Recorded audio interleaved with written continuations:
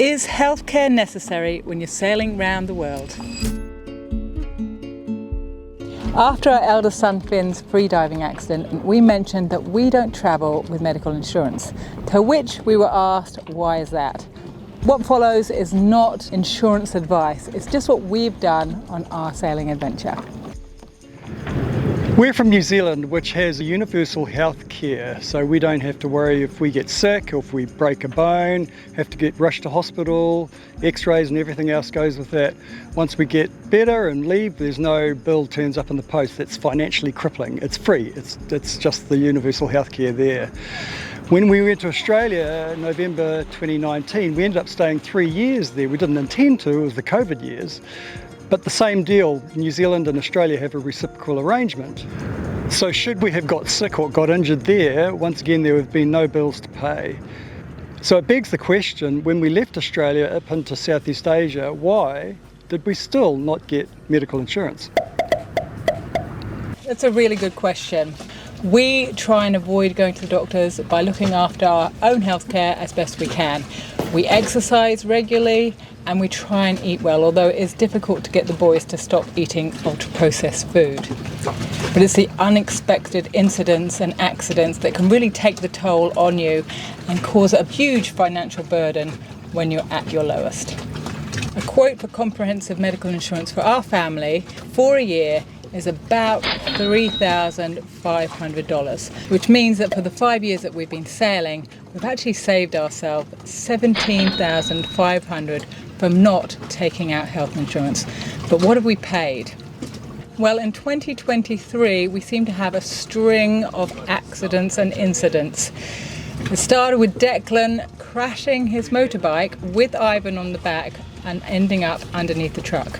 Now the boys just had superficial injuries, they didn't need to see a doctor, but we did have some out-of-pocket expenses.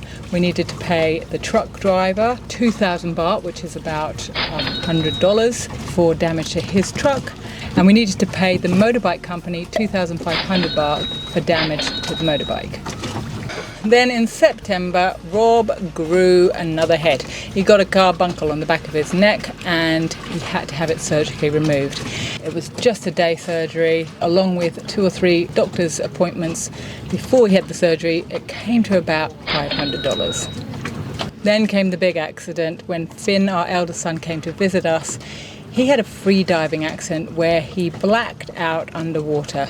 Luckily, he was saved by Rob and his brothers, Declan and Ivan, but Finn did end up staying 3 nights in a hospital. Finn had medical insurance at that time because he was in the New Zealand rowing squad, but had we had to pay that bill, we could have covered it.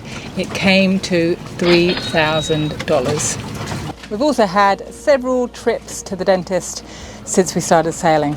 Probably should have had more, but all in all, those have come to around about $500. That's because healthcare in this part of the world is relatively cheap. Now that we're heading west, we're going to take it on a country-by-country basis. For example, we're thinking about going to Chagos, which is a group of islands in the central Indian Ocean area, uninhabited. But the authorities there insist that we have medical evacuation insurance. Now, when we come to America, that's a bit of a no-brainer, that one. We're going to definitely get insurance, no matter what. Hold the phone! We forgot to include the moles we had removed from our chest, Rob and myself. Well, his off his back. He saved my life after all. Not for the first time. That came to about $1,000 all up for both of us.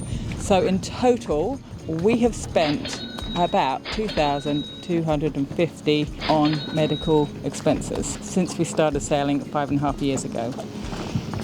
Now, something catastrophic could have happened and we could have spent way more than that and really put ourselves into debt. However, we spoke to Sarah and Brendan of SV Excelsior. You can look at their sailing adventures here. They found that when they really needed to depend on their insurance, they weren't getting a payout. We took out insurance before we left Australia, thinking because we were sailing across to Indonesia, we obviously wanted to have health insurance. We explained that we're on our own boat, that we were leaving the country for an unknown amount of time. So they had all the details and they basically filled all that out and away we went. So we took out the insurance and seven months into our trip into Indonesia, we'd just left the Surabaya Channel. It was quite late at night. Sarah started having some stomach aches, I guess you could say. And by midnight it got quite horrific, quite severe. Yeah, I thought it was just barley belly or something like that at first, like food poisoning, but it just progressively got worse and worse until I had stabbing pain, and then I said to Brennan, oh, I think it's my appendix. My appendix burst while I was overseas as well, years before, so I kind of knew what it was like, and her symptoms were almost identical to mine, so we kind of cottoned on that was what was going on, and we decided to make a run for it. It was quite a hectic sail actually. It was sort of stormy night, and we flew the spinnaker to keep speed up because we knew where we had to get to, and she was getting sicker by the minute. Like you could see her just turning and going downhill. 16 hours we spinnaker sailed. 16 hours through the night in storms. Well, not in storms, but sort of dodging storms. And we had looked on SATs and navionics and everything. We finally found you could call it a marina, but it wasn't. It was more of a resort with a jetty. And I got in touch with him on WhatsApp, and fortunately by the time we arrived the next morning, the gentleman we'd been speaking to had organised everything. He had a car on standby for us, and I'd teed up with him that we didn't want to have the kids in the hospital, so he had a little resort there with these little bungalows. So he basically took both of our kids, put them straight in the bungalow, and they brought them breakfast, lunch and dinner, you name it. They looked after them, had cable TV and everything. And we jumped in a car, which was actually quite spectacular. It almost looked like a limousine, a big bus. It was Ramadan though, so it took 3 hours to get to the hospital. So I was sweating on a bullets horrible by road. the time I got there. I actually had a fever and was pretty unwell, and actually starting to panic by that point that I might not make it. She was sort of vomiting and sort of semi-conscious and really, really quite sick. What's going on here, love? Appendicitis. Just a bit of appendicitis. It's handy, huh? Of all the gym joints. Kind of lucky though, if we're being honest, that we just happened to be sailing past Java. We got some of the better hospitals. So when we finally got to hospital, the locals weren't particularly friendly towards Westerners. I'll just leave that at that. And they basically put Sarah in a waiting room. We had a woman come in and do an ultrasound on her, and she said, yeah, it's her appendix. There's no two ways about it. What we then had to do was engage a surgeon through the hospital. That was where it became a bartering match almost. They sort of started going back and forward with prices, with how they do it, and the initial argument was whether we do it laparoscopically or whether they just do a large incision, and we started sort of debating prices. And at that point in time, you know, we're thinking we're insured, it's okay, so we'll see how we go. But the price to do it laparoscopically came back at nearly double, which didn't make a hell of a lot of sense. And Sarah... And I just said it doesn't matter. She didn't care. She just said, no, cut me get it open. I was pushing for the laparoscope because I got cut open, and it's not a pretty scar, but dudes don't, we don't care, right? So guys don't care. And I don't care. anyway, she didn't care. So we said, no, she said, no, we'll do the just cut me open. And then they came back and they said, oh, okay, we'll bring the price down to laparoscope. So then they brought it down a little bit more. We're like, you're not listening to us, man. I think the surgeon wanted to do laparoscopic wanted to help us. Surgery. So he brought the price down to help us out. Yeah. So we agreed to it, and that was it. It was all done and dusted. The surgeon was ready to go. And then they started doing some weird things. They started taking x-rays of her chest, and then they started doing tests on this and that. And we're like, we said we don't... All these procedures, like, and I was pretty dire, like I needed to get She was getting worse out by the minute.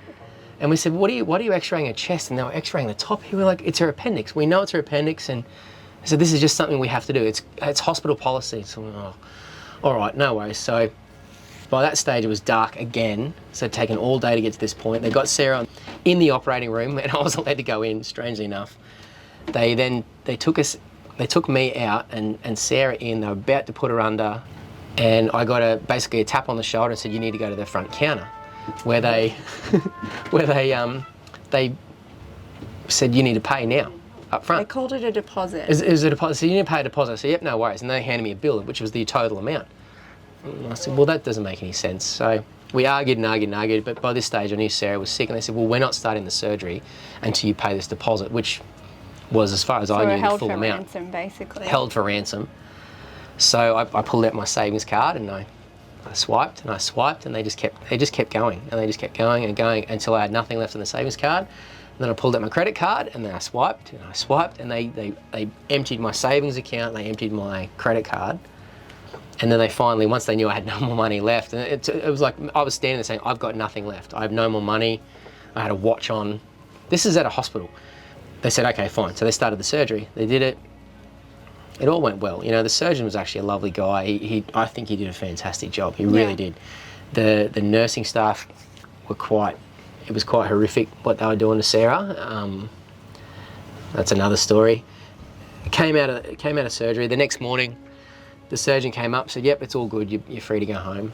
So as we were leaving, they took me to the front counter again to try and they started throwing extra charges at us. So we borrowed a little bit of money off family and covered that, and we got out and went back, and we had to spend a couple of days in the accommodation as well, because Sarah was in no state to get back on the boat, and the kids were, you know, a little bit stressed out, and so we stayed. I was stressed leaving them. Like, I know they were in a secure compound with a security guard, and that was so looked after. We were still in a foreign country, and I was in a hospital, and they did. They actually had the guy at the resort actually put a security guard in front of their room the entire time we're gone. It was amazing what they did for us there. So anyway, long story short, we set sail again when Sarah was feeling all right, and we contacted our insurance company and told them everything that had happened, and it took a week to 2 weeks before they emailed us back, and they sent us all these questions, and we answered them as best we could. But one of the questions we found quite strange was, can you show us a copy of your return ticket? Your boarding pass. Your boarding pass for your return ticket. And, you know, we answered all their initial questions, no worries, and we sent them all the receipts and everything, and we said, well, we don't have a return ticket. You know, we're on our own boat and we're sailing through Indonesia, and again, that was it. We didn't hear anything for 2 weeks. So another month went past, and we just got an email back saying we've analysed your case, and at this point in time, you don't have a. We won't pay your claim. We won't be pursuing this any further. You won't be paying out your claim. So then we had to email them back and ask why, and question, and then it took another 2 weeks before they came back and said, well, you don't actually have a return ticket. Part of the stipulation in your contract is that you have to have a return ticket back to Australia. They were going to insure the boat, so they knew well and truly that we were on a sailboat, where we were going. We actually submit an itinerary, and they knew we were going to be here for 12 months. We knew we were going to be in Indonesia, so they knew. And this is all by email, right? We couldn't phone them. They wouldn't talk to us. And like I said, this is a really reputable company. I don't know if you can name them or not, but I'm going to do it. It was RSEQ, which is a huge company. We had multiple home loans with them. We had car loans. We had car insurance, house insurance, you name it, everything with these guys for years, like thousands and thousands of dollars with them, and never, ever made a claim. And so all up, this ended up taking us nearly 3 months. By the time we were up in the Mentawais, from Java up into the Mentawais, we asked for an external evaluation, a review into why they were rejecting it. This took another 2 months. It was just before we got to Thailand, nearly 6.5 months later, that they just came back and said, it's in the contract, you don't have a return ticket, that's it, done. But we'll pay you back your last instalment, which was like $190. So in the end, I think we were out of pocket. It's about $7,000.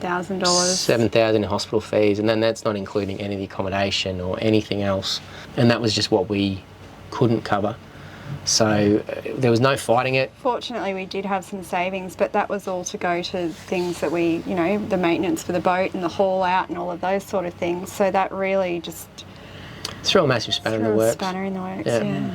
But we're back where we need to be now, but it just set us back a long, long way, and we just will not be taking out health insurance ever again. I mean, until maybe we get to the States, but for the moment, it's far better for us to actually save the money that was going to our insurance. So if something does go wrong, we'll just do our best to pay for it ourselves. If we have to borrow from family and pay them back, we will. But keep the credit card free and save money instead of putting money into these mongrels who just have no intention of looking after you. I'm still adamant that these guys, it's their job to find any little excuse to get out of paying you. Absolutely. In a time of absolute need, they really hurt us as a family. Yeah. So it was really stressful. But we had some amazing friends back home another sailing couple, the Sailing Goldsmiths, who did a GoFundMe to try and recoup some of the funds. So we got a little bit back from all of our friends and family, so that helped us a little bit, cushion the blow. It did, because so we could continue basically. Otherwise it was like we didn't have money for groceries dire or anything. straits. So that really helped us out. That money actually went towards groceries and everything, because everything else, all the other costs of cruising, they keep going. You know, you still got to buy diesel. You still got to pay insurance for your boat. No, we have our boat insured. The visas aren't cheap. Visas, you know, so we still had to try and come up with the money for those things. So that little bit of money from the GoFundMe was amazing. Yeah, absolutely. At the end of the day, you know, for what it ended up costing us, $7,000, an appendix is something you can't fool around with. You know, it's killed people before. Once you go septic, there's very little people that can come back from that. So I'd pay $7,000 tomorrow. I'd pay it again the next day if it meant Sarah was healthy and alive. So there we go. As my father would say, and Robbie Burns before him, the best laid schemes of mice or men gang after glee, which basically means you can make all the preparations and still things go wrong. If you've got a story of insurance that you want to share with us, put it in the comments. Thanks for watching. See you next week.